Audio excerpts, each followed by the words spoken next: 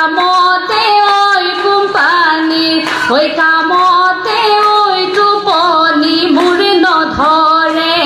টোপনি মোৰ নধৰে ৰাতি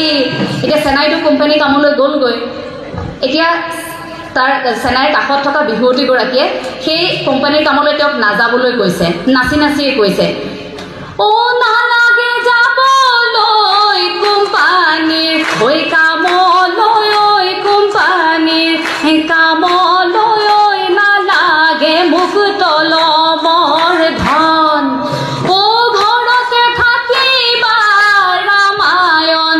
পঢ়িবা ঐ ৰামায়ণ পঢ়িবা ঐ শুনি নুথাকিবৰে মন